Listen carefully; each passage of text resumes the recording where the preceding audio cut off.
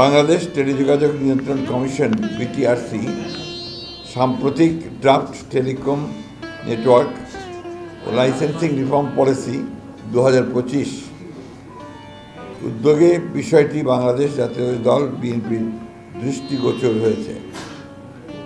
এই উদ্যোগ প্রশংসনীয় হলেও আমরা এই মুহূর্তে এই ধরনের একটা জাতীয় গুরুত্বপূর্ণ ক্ষেত্রে তড়িঘড়ি করে সিদ্ধান্ত গ্রহণ করার বিষয়ে আমাদের উদ্বেগ প্রকাশ করছি।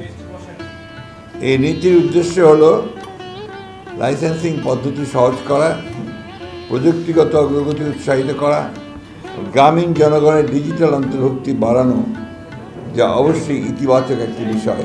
তবে খসড়া নীতিমালাটি বিশ্লেষণ করে দেখা যায় যে এটি গুরুতর সমস্যা রয়েছে, যা টেলিকম খাতে সমতাভিত্তিক ও টেকসই উন্নয়নে বাধা দিতে পারে।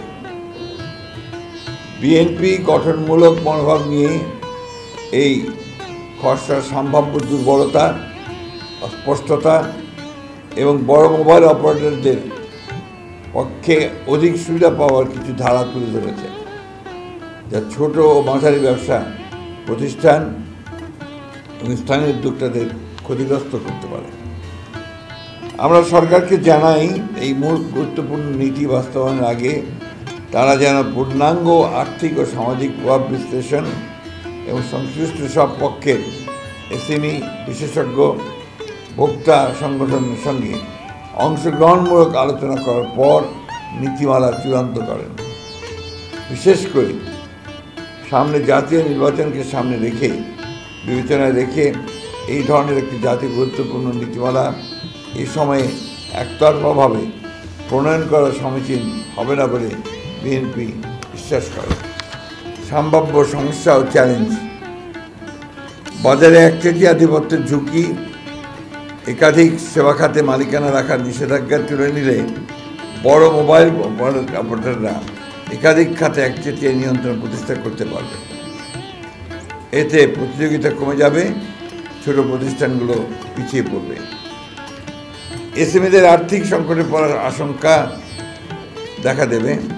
ডিরেগুলেশনের নিয়ন্ত্রণ শিথিল পরে এসএমই, বিশেষ করে স্থানীয় আইএসপি বা ছোট টেলিকম অপারেটরদের সম্পদ ও দায়বদ্ধতা নিয়ে সুস্পষ্ট দিক নির্দেশনা না থাকায় তারা বড় ধরনের আর্থিক সংকটে পড়তে পারে। বিদেশি মালিকানার অনির্দিষ্ট সময়সীমা, বিদেশি বিনিয়োগকারীদের জন্য মালিকানার সীমা নিয়ে অস্পষ্টতা আছে, যা বিনিয়োগ নিরুৎসাহিত করতে পারে এবং খাতের স্থিতিশীলতা বিঘ্নিত করতে পারে। 2. অস্পষ্ট ও অনির্ধারিত বিষয়: ক্রস ওনারশিপের ফাঁকফোকর, উলম্ব ও সমান্তরাল মালিকানার বিষয়ে পরিষ্কার ব্যাখ্যার অভাবে বড় কোম্পানিগুলো আরও বাজার দখল করে নিতে পারে। এন্টারপ্রাইজ সার্ভিসের সীমা অস্পষ্ট, মোবাইল অপারেটরদের ফাইবার ভিত্তিক ব্যবসা সংযোগ সেবা কোথাও সীমাবদ্ধ তাই স্পষ্ট নয়, ফলে বিবাদ ও অসাম্য তৈরি হতে পারে। নতুন প্রযুক্তির বিষয়ে স্পষ্টতা নেই। স্যাটেলাইট ব্রডব্যান্ড বা নতুন ডিজিটাল সেবা নিয়ে নীতিতে কোনো সুস্পষ্ট দিক নির্দেশনা নেই, যা বিনিয়োগকারীদের বিভ্রান্ত করতে পারে। 3. বড় মোবাইল অপারেটরদের প্রতি পক্ষপাত, একক লাইসেন্সের বাধা এসএমইর জন্যে আইএসপি লাইসেন্স একীভূত করার ফলে বড় প্রতিষ্ঠানগুলো সুবিধা পাবে। এএনএসপি লাইসেন্সে স্পেকট্রামের উপর নির্ভরতা বড় কোম্পানিগুলোকে এগিয়ে রাখবে। ফিক্সড টেলিকম লাইসেন্স করা থাকলেও সারা দেশে সেবা দিতে হবে, উচ্চমান বজায় রাখতে হবে, যে এসএমইদের জন্য চ্যালেঞ্জ হয়ে দাঁড়াবে। বড় কোম্পানির অবকাঠামো আধিপত্য বড় মোবাইল কোম্পানিকে এন্টারপ্রাইজ ব্রডব্যান্ড বাজারে প্রবেশ করতে দিলে ছোট কোম্পানিগুলো প্রতিযোগিতায় পিছিয়ে পড়বে এবং একচেটিয়া পরিবেশ তৈরি হবে, যা দেশের সার্বিক অর্থনীতির ওপরও বিরূপ প্রভাব ফেলবে। নীতিমালায় বিদ্যমান অপারেটরদের সুবিধা: কিছু নীতিমালায় স্পষ্টভাবে বড় কোম্পানির সুবিধা বজায় রাখা হয়েছে, যা প্রতিযোগিতায় নয় বরং আধিপত্য বাড়াবে।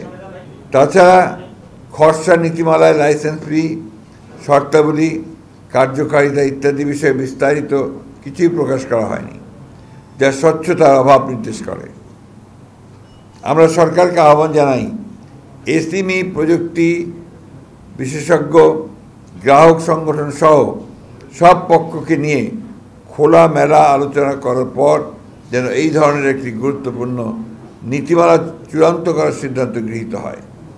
সেই সাথে এই প্রস্তাবিত নীতিমালার একটি পূর্ণাঙ্গ আর্থিক ও সামাজিক পরিণাম বিশ্লেষণ করা হোক। বিশেষ করে এসএমই ও স্থানীয় ব্যবসায়ীদের সম্ভাব্য ক্ষতি, কর্মসংস্থান হ্রাস এবং অর্থনীতির উপর প্রভাব বিবেচনায় রেখে এটি করা গুরুত্বপূর্ণ। এই ধরনের জাতীয় পর্যায়ের টেলিকম নীতি প্রণয়ন অবশ্যই সতর্কতা, স্বচ্ছতা ও অংশগ্রহণ নিশ্চিত করে নিতে হবে। সামনে জাতীয় নির্বাচন থাকায় তাড়াহুড়ো করে সিদ্ধান্ত নেওয়া উচিত হবে না। বিএনপি বিশ্বাস করে সবার জন্য উপকার বয়ে আনে এমন নীতি গ্রহণযোগ্য। ডিজিটাল সংযুক্তির মাধ্যমে সমতাভিত্তিক উন্নয়ন ও ডিজিটাল নিরাপত্তা ও সার্বভৌমত্ব রক্ষার অঙ্গীকারী আমাদের কাজ করে আমরা